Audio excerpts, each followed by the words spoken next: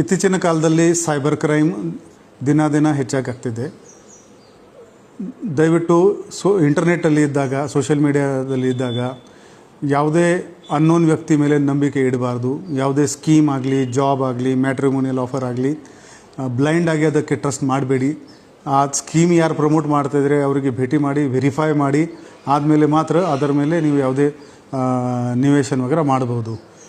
Digital arrest ಆ ಥರ ಯಾವುದೇ ಟರ್ಮಿನಾಲಜಿನೇ ಲಾನಲ್ಲಿ ಇಲ್ಲ.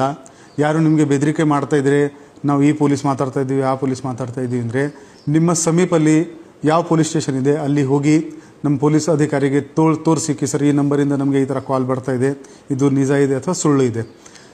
1930 ಒಂದು ನಂಬರ್ ಇದೆ. ಬೈ ಎನಿ ಚಾನ್ಸ್ ನೀವು ತಪ್ಪಾಗಿ ಎಲ್ಲಿ ದುಡ್ಡು ಕಟ್ಬಿಟ್ರೆ ಆನ್ಲೈನಲ್ಲಿ 1930ನಲ್ಲಿ ನೀವು ತಕ್ಷಣವೇ ಕಂಪ್ಲೇಂಟ್ ರಿಜಿಸ್ಟರ್ ಮಾಡಿದರೆ ಆ ದುಡ್ಡು ವಾಪಸ್ ನಿಮ್ಮ ಅಕೌಂಟಲ್ಲಿ ತರಲಿಕ್ಕೆ ನಮಗೆ ಅನುಕೂಲ ಆಗುತ್ತೆ.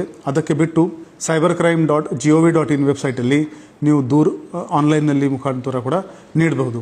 ಬೆಳಗಾವಿ ನಗರ ವ್ಯಾಪ್ತಿನಲ್ಲಿ ನಮ್ಮದು cyber crime police station bus stand ಎದುರುಗಡೆ ಕಾರ್ಯರತ ಇದೆ. ಏನಾದರೂ ನಿಮಗೆ ಡೌಟ್ ಇದ್ದರೆ ಸೈಬರ್ ಕ್ರೈಮ್ ಬಗ್ಗೆ ದಯವಿಟ್ಟು ನಮ್ಮ ಅಧಿಕಾರಿಗಳು, ಸಿಬ್ಬಂದಿಗಳನ್ನು ಅಲ್ಲಿ ಭೇಟಿ ಮಾಡಿ. ನಮ್ಮವರು ಅಲ್ಲಿ 24/7/365 ನಿಮ್ಮ ಸೇವೆಯಲ್ಲಿ ಹಾಜರಿದ್ದಾರೆ. ಧನ್ಯವಾದಗಳು.